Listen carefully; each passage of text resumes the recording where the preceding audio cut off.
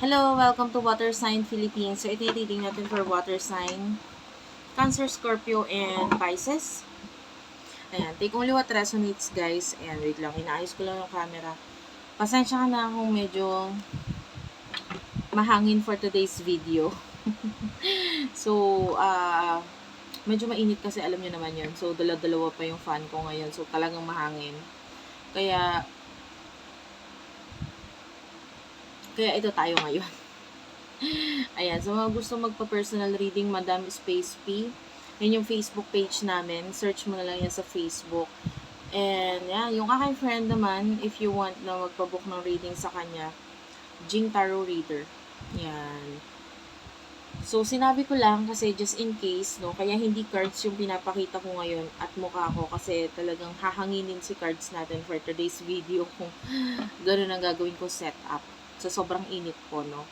So, hopefully, ay matuwakan mo sa aking reading. Pero kung ayaw mo na ganitong klaseng reading, hindi ka naman po pinipilit, pwede kang mag-next video or i-check mo na lang yung ibang videos namin. Let's start. Ano ang meron sa ating mga water sign? Sana mag-comment kayo dyan sa baba, kahit heart-heart lang, smileys. Sobrang laking bagay na po yun sa akin. Nagpapakita ng suporta, pagmamahal. Kahit nga tuldok lang, guys. Kasi nakakatuwa po, no? Lalo na yung mga nagko-comment kung gaano sila natutuwa sa aking reading kasi parang na-appreciate po ninyo. So, maraming salamat. Ayan, sobrang hangin. Ito na nga, lumipad na nga ang isa. Main energy, okay. Two of Swords. So, water sign, yung iba sa inyo, pwedeng may mga decision kang ginawa or ginagawa ngayon. No, naiisipan mong gawin. The Strength card is here. This is Leo energy. Kung ano man yung desisyon na ginagawa mo or ginawa mo na, nakikita natin na nagbigay ito ng mas, parang nag-level up ka as a person. Kasi, kumbaga, kung iisipin mo or titignan mo kung ano yung mga klase ng desisyon na ginagawa mo noon, mas iba yung klase ng desisyon na ginagawa mo ngayon. Parang mas more on, palaban ka na. Parang, bala sila kung anong iisipin nila or kung sino itong mga taon parang hindi pabor sa akin. Bahala sila sa buhay nila. Basta ang desisyon ko is kung ano yung nasa isip ko, nasa puso ko, yun ang susundin ko. Kung ano ang nasa isip mo, sundin mo ka, diba? Hindi ko alam kung anong kanta yun. Kasi parang ganun yung Knight of Wands is here. Another palaban na energy. This is a knight. And the Knight of Wands is an action card. An action knight. Nandito ka para aksyonan yung mga bagay na nasa isip mo talaga. Desisyonan. Kasi ang gusto mo is new beginning Ace of Wands. This is you. Nagtitake ka ng action regarding sa bagay na tingin mo. Ito talaga yung gusto ko You are very passionate dito sa bagay na to. So, whatever ending ang kailangan mangyari, the Tower, halimbawa, yung iba sa inyo, kung ano man itong desisyonan mo, definitely may ending na dapat mangyari Pero hindi ka takot sa ending na yun. Ano naman kung may ending? Gusto ko tong new beginning na to. So, andun, yung willing ka mag-take ng risk, willing ka mag-take ng action, willing kang gawain yung mga dapat mong gawain in order for you na maisa katuparan itong new beginning na ito. Okay? Kahit pa mag-e-end yung mga bagay na talagang importante para sa'yo. Wait lang Okay, I'm back. So, sino ba ito person nakakonect mo pagdating sa love?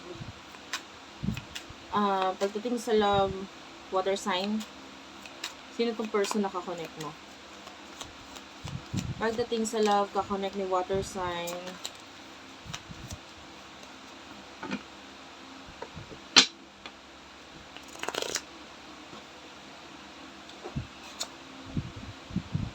ano to? Queen of Cups, the High Priestess. Pwedeng spiritually connected ka dito sa taong to. Nakakaramdam ka ng spiritual connection sa kanya. Seven of Cups. Gusto mo siya?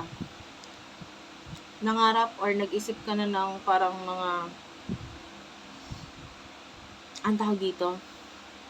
Nag-daydream ka na dito sa person na to Yung parang tulala ka sa isang tabi, tas ang iniisip mo siya. Dumating na yun sa point ng buhay mo.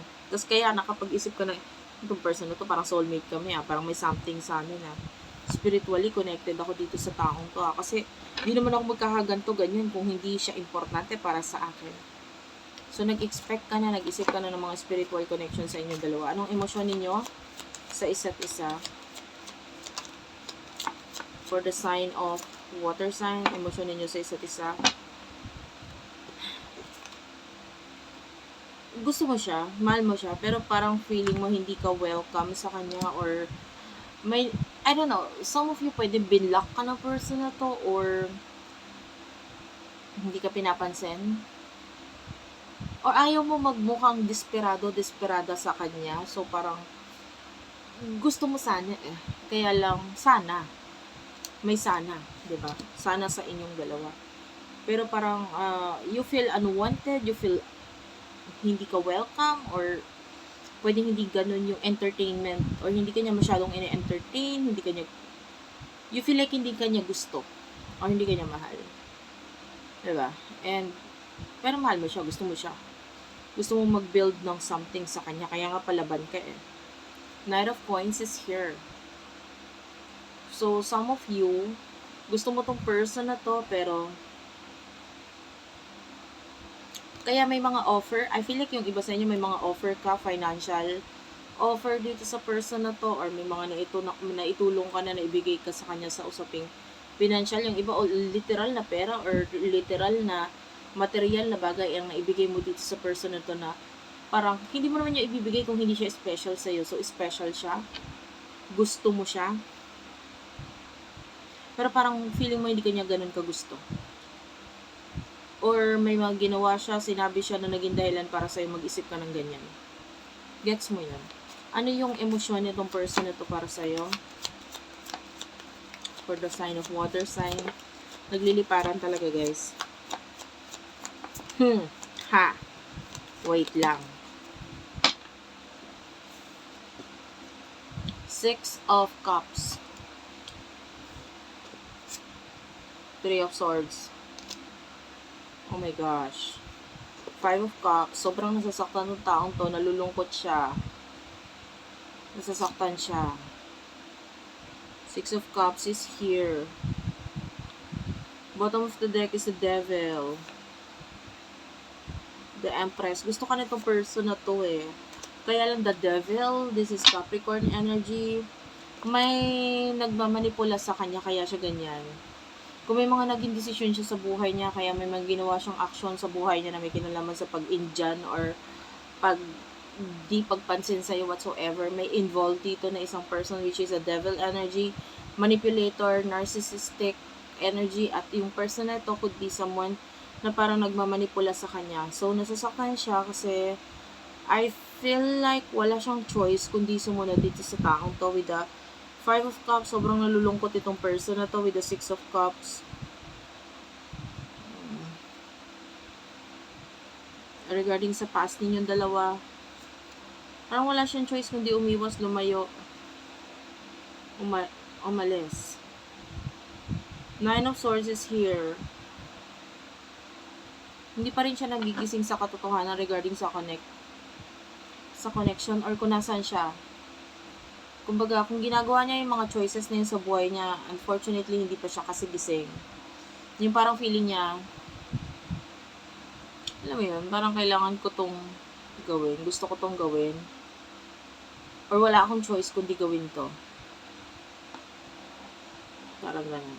Anyway, what will happen in the near future sa inyong dalawa ng person na to? In the near future. Wait lang, guys. 9 of Wands is here. Knight of Coins. King of Coins. Taurus, Virgo, Capricorn. Clarify natin yung 9 of Wands. 9 of Coins. 2 of Coins. May kinalaman doon sa usaping financial, wala kinalaman sa person na kakonect mo or what. And in your future, there's something here na parang pinroblema mong career or a very challenging career in the past for you. Nakakita tayo ng success dun eh. Naging problematic lang talaga siya in the past. Pero nakikita natin yung, I don't know if you own something like maybe a business or a career, tapos medyo hindi siya masyadong nag-workout, nagkaroon ng pagkalugi, pero nakakita tayo dito na nagbigay ito or magbibigay ito ng success para sa'yo. Katulad ng isang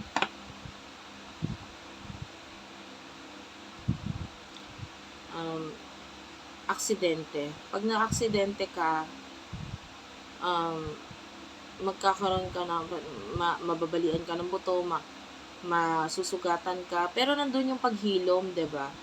Tapos after that, magkakaroon ka ng experience, pagkatuto regarding dun sa accident na yon. Like, alam mo na kung ano yung mga gagawin mo sa susunod para hindi ka na ma-aksidente ulit. So, may mga ganun, a lot of lessons. Tapos, nakikita natin na yung situation mo in the past, pagdating sa pera, nandun yung aksidente, nandun yung nasaktan ka, nahulog ka, etc. Ang dami na wala sa'yo. Pero nakakita tayo ng healing and eventually, ikaw ay magkakaroon ng parang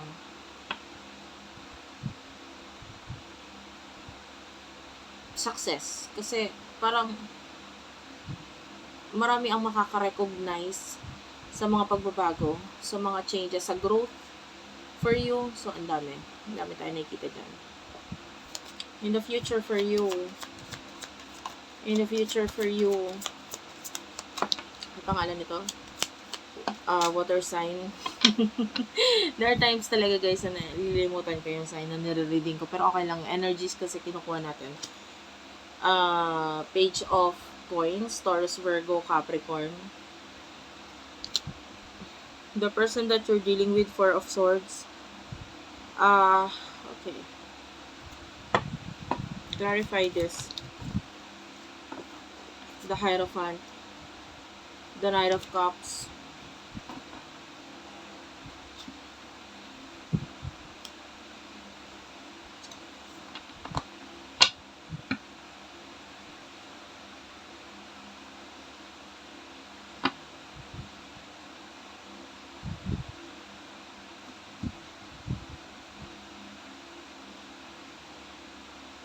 Well, nakita ko dito ng person na in the near future,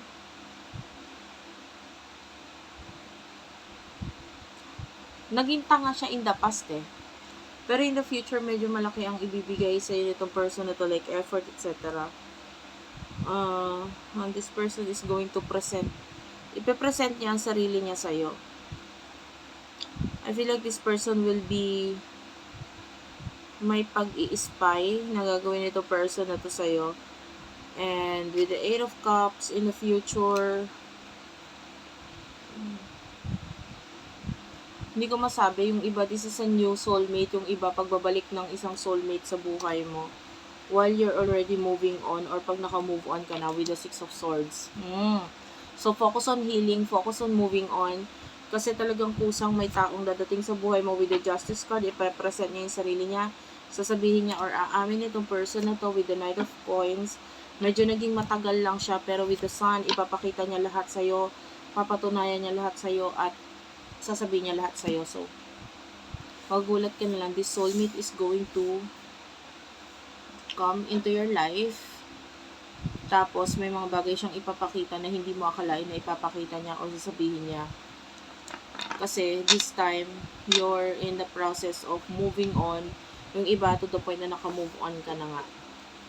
Okay? So, could be a past person or new person, it doesn't matter, pero may soulmate energy doon. Thank you for watching. I love you all guys, and bye-bye.